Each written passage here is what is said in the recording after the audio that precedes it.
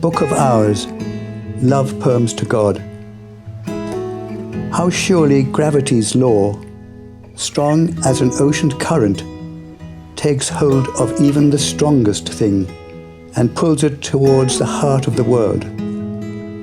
Each thing, each stone, blossom, child, is held in place. Only we, in our arrogance, push out beyond what we belong to for some empty freedom.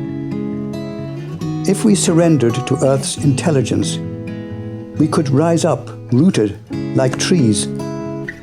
Instead, we entangle ourselves in knots of our own making and struggle lonely and confused.